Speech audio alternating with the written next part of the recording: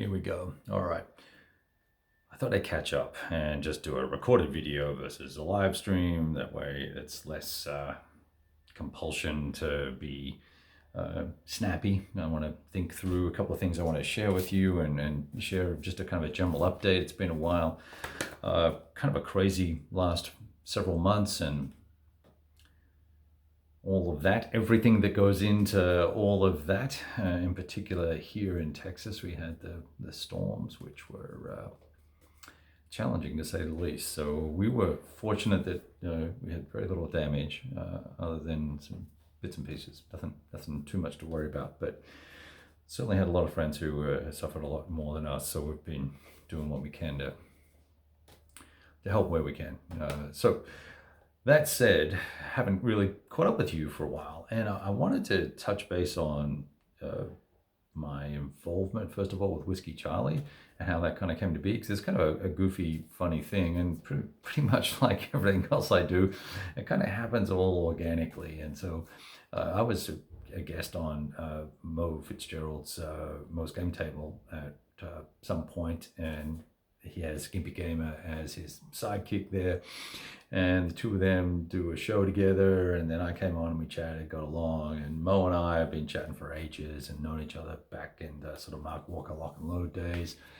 And I know Nate just by Nate's Nate, right? And so we got chatting, and then the next month they had some guest speak guy. Oh, that's right. I helped them organize some interview or something, so I was on there. And anyway, so one thing led to another, and next thing you know, I'm kind of a regular guy there. And one of the shows, I said, "Oh, hey, well, thanks for having me." And then afterwards, Mo goes, "Dude, you're like part of the team now."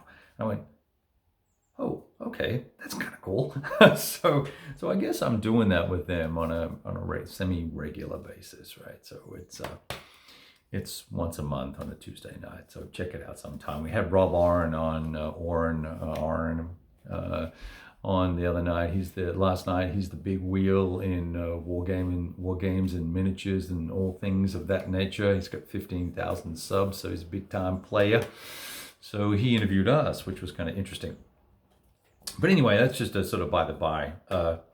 I do want to share sort of what's going on in terms of what have I got on pre-order, what am I looking to try and get onto the table, what's new in the house, and things of that nature. So I have a game from, let's start with the games that have just arrived recently. So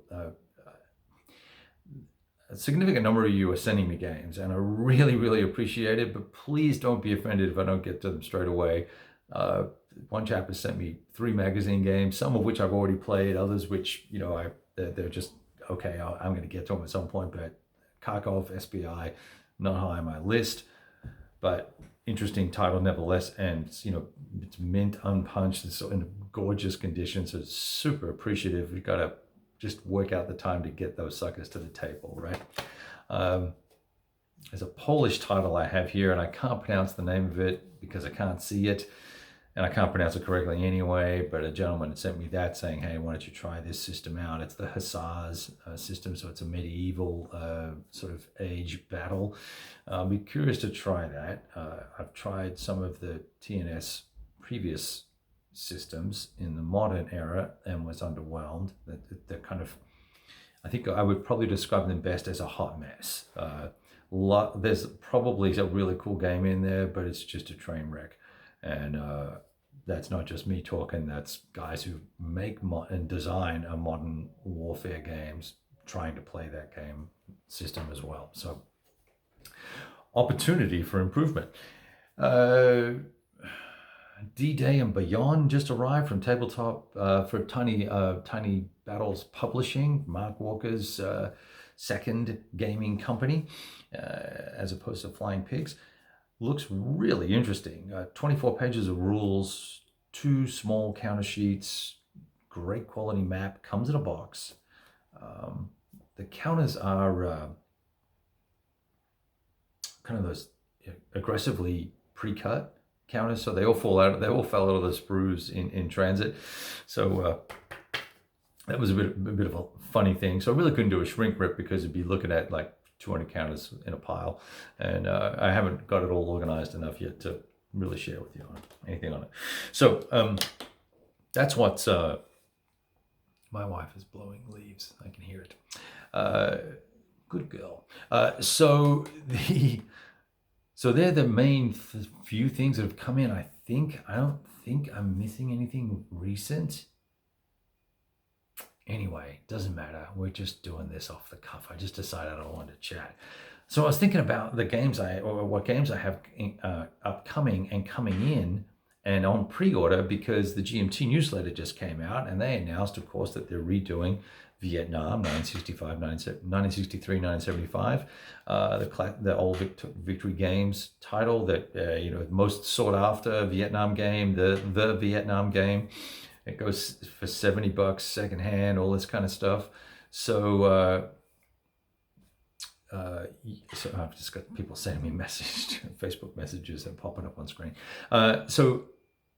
Yes, I'm super excited about that. I went and pre-ordered that. I got in, I think the number 40 or number 50 on the pre-order list, which is pretty cool. Usually I'm $899 and I get it 6 months after everybody else has played it 5 times.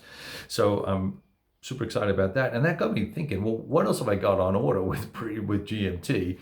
And hence me desiring to do this video. So I've got Solano 43, the Simonich game. You got to order that because it's Simonich and it's the Zokbon system. So got it. Obviously Mark Herman's Pacific War, that reprint, redo, reimagination, whatever it's going to be, restructuring probably. That and his other Rebel Fury, little simplified game system that he did, one of the games in Gettysburg, I think it was called, in C3R magazine. I really like that little system. It's pretty cool. And then of course Great Battles of History's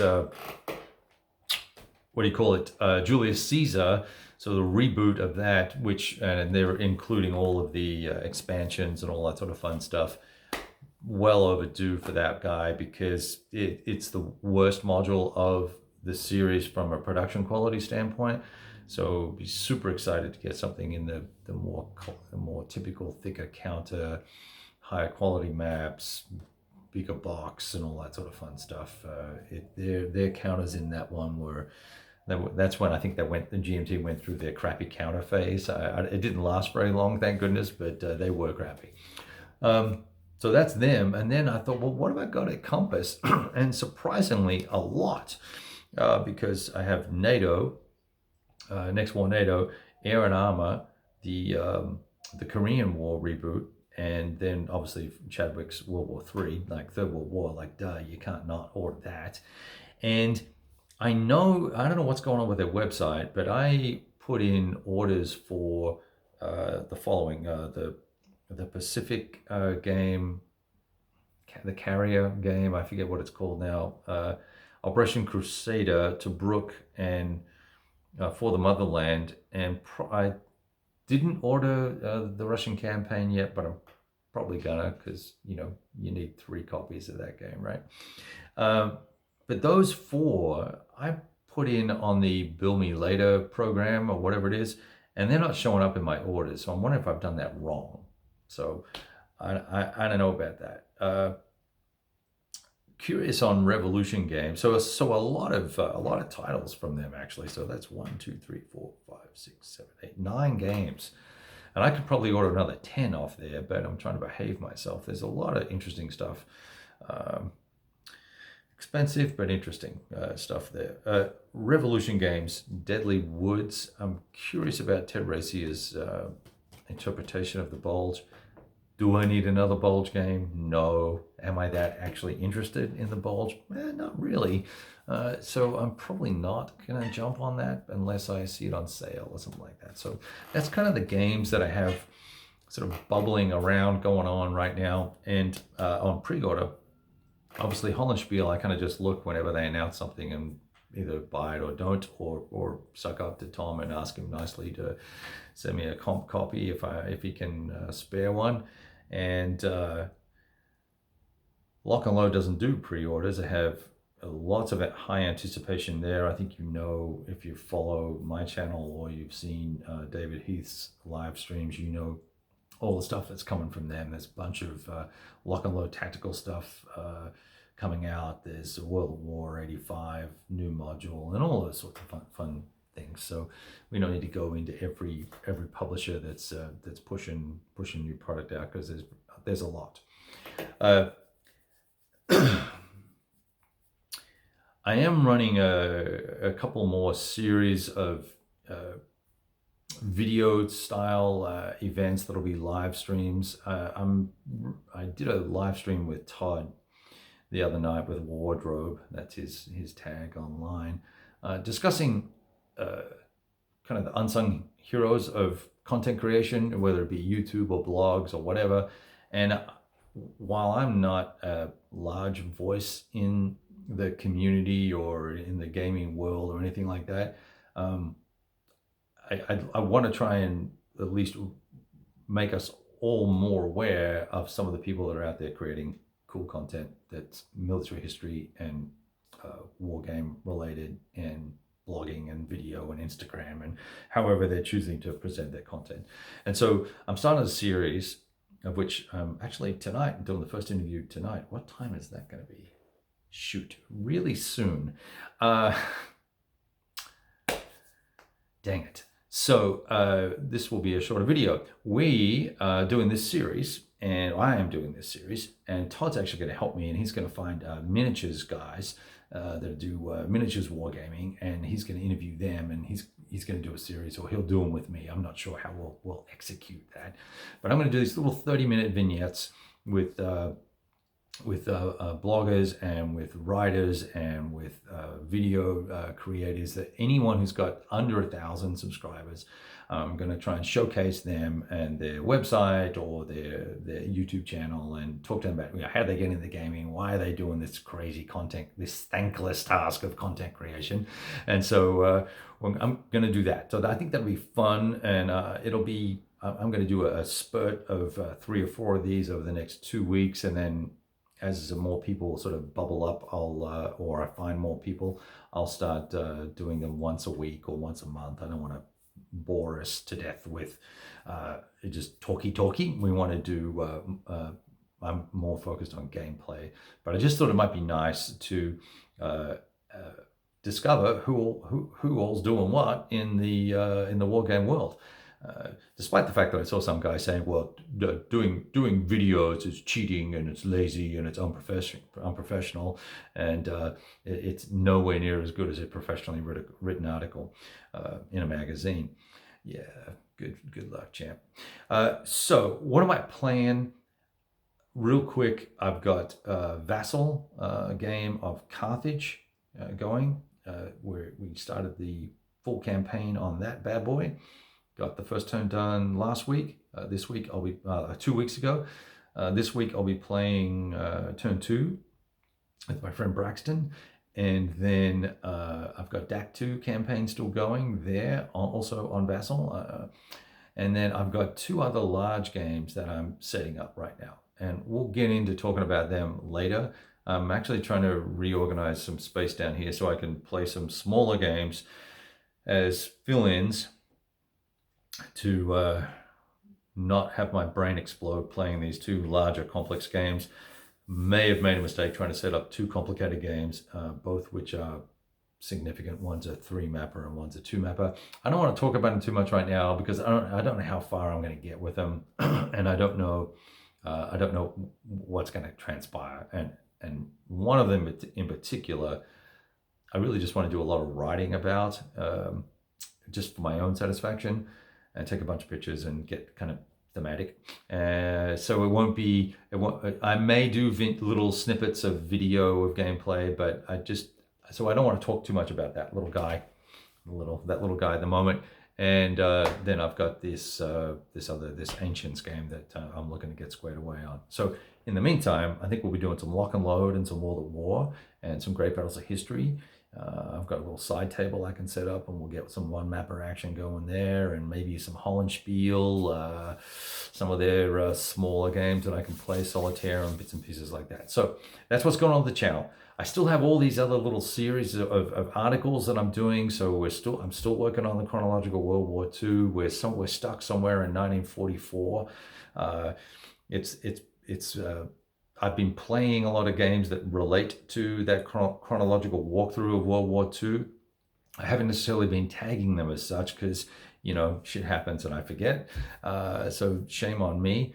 I haven't been doing any side-by-side comparison gameplays just because I haven't really found titles that fit the mode or idea around that. I am still working on a play-by-poll where you'll get to be the commander and you'll get to participate and make choices by voting as I blog about some gameplay. And I'll be using Cityfight as the tool for that, or the game for that, the mechanism for that. And it'll be an updated version of Cityfight, a custom Kev version, and we'll be doing a battle in Ramadi. So it's called Rumble in Ramadi. So that'll be kind of fun. And once I get to it, we'll talk more about that and how we'll work that all out. We may do some of it live, and we may do some of it just by poll, by vote, so that it's a post that you can check out on the blog and vote on it. So that'll be kind of fun. Other series things, I'm working on a series with Great Battles of History that will have a kind of it'll take a campaign of battles, and there'll be replacements in between for those battles. So that'll be kind of nifty as well. That's later in the year though. And then I have a swag of larger games that I want to get to this year, keeping in mind that Third Winter is about to go to print. And I need to, as soon as that hits the house, I'm going to clear whatever's on the table, and we're going to set that bad boy up, and we're going to just roll some savage dice on the Eastern Front in the late period of World War II. So that will be pretty nifty. All right, I'm going to go because I actually have to go do this interview with this dude. So I'll talk to you soon. All the best. Ciao.